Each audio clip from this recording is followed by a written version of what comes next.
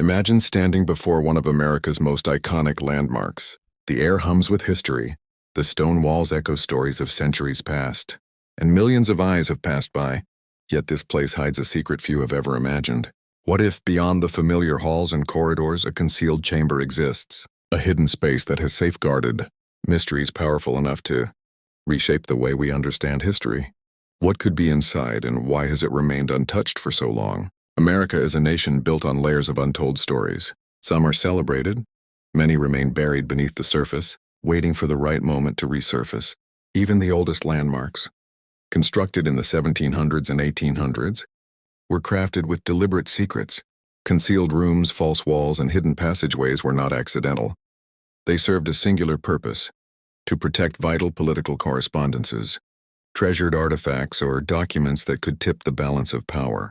Each hidden space was designed with precision, almost invisible to those who walked its halls. And though time has turned these monuments into familiar sights for tourists, their true histories remain locked behind walls that whisper of secrecy, danger, and discovery. Even as landmarks became tourist attractions, the secrets within stayed hidden. Over the decades, workers, architects, and historians occasionally stumbled upon small clues: a door behind a wall, an unusual draft, a misplaced brick. Rumors began circulating among historians and preservationists. In Landmark X, there were hints of a hidden chamber. Blueprints from the early 1800s suggested a room whose purpose wasn't documented. Maintenance logs from the mid-1900s mention unusual construction and restricted areas off-limits to staff. One preservationist examining archival photos noticed shadows in an area that didn't correspond to any known structure. Could these shadows have been cast by a hidden doorway? Oral accounts among longtime staff added fuel to the mystery. Stories of rooms sealed after renovations in the 1920s, keys that were never found, hallways that seemed to lead nowhere. Every hint added a layer of suspense, a puzzle that had remained unsolved for generations. What could this hidden room contain? Historians have suggested several possibilities. One, secret documents, letters, treaties, or government records never made public, perhaps deliberately hidden. Imagine discovering correspondences from early American leaders thought lost. Artifacts, valuable objects or relics from America's colonial past, preserved and forgotten. Some could be ceremonial items or historical treasures, hidden technology or experiments, early inventions, experimental communication devices, or encrypted tools that never left the premises. Safety and secrecy. Chambers designed as safe havens during wars, riots, or emergencies. Some chambers could span several rooms, concealed with false walls, hidden staircases, or underground tunnels. Every design choice was deliberate, nearly impossible to locate. For decades, the chamber existed in rumor and blueprint margins, a shadow on paper, scholars argued, locals whispered. But until something concrete turned up, it remained a ghost story the archives wouldn't touch. Small discoveries began appearing in unexpected places, the kind of finds that make historians lean forward. In Massachusetts, 1912, restorers working on an old county building opened a sealed linen crate and found court files that contradicted the official record. In Virginia, 1887, a hidden cell was uncovered behind a courthouse wall, and local gossip columns still spoke of the nameless men who vanished without a trace. In Pennsylvania during the 1920s, a college renovation revealed an acoustic test chamber, an engineered room designed to study how sound traveled through stone and timber. Those cases became a pattern, and patterns, historians say, rarely happen by accident.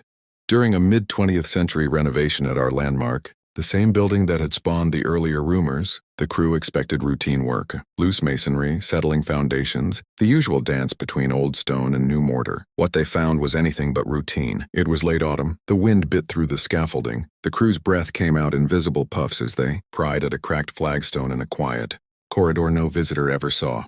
Flashlight beams cut through a haze of dust. When the hammer finally struck a hollow note, the men went still. A faint, stale smell, a mix of musty paper and cold iron, rose from the gap. Dust fell in slow curtains. One worker shone his light into the opening and saw not dirt but blackness, an edge of old wood and a strip of ironwork that didn't match the rest of the floor. They called the foreman. Tools were laid down, radios whispered. No one wanted to be the first to pull at what might be a century-old secret. When they pried away the final stone, the wall gave with a long, reluctant creak.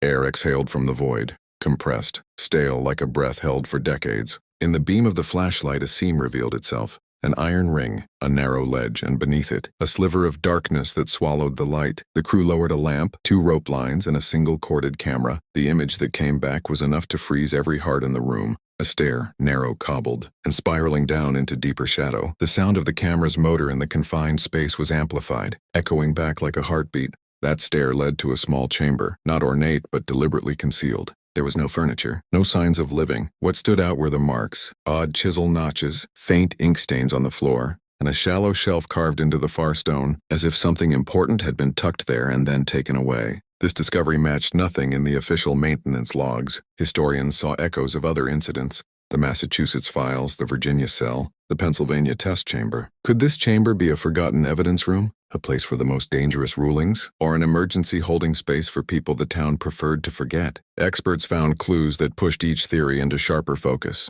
A faint patch of soot near the stair suggested lantern light had been used deep below. Carriage oil stains near the entrance hinted at items being hauled in and out, under cover of night.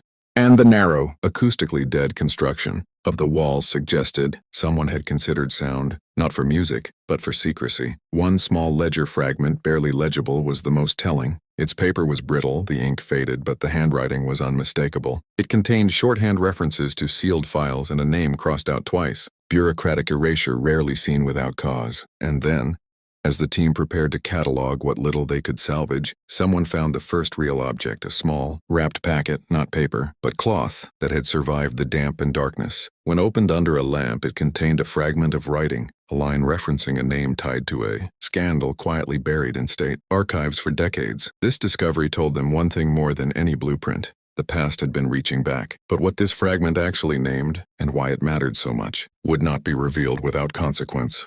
When the cloth bundle was finally unwrapped, archivists expected a date, a signature, maybe an inventory mark. They did not expect a name that appeared in early 1900s court ledgers, a name quietly erased from municipal records, a name tied to a legal scandal later resolved with no explanation.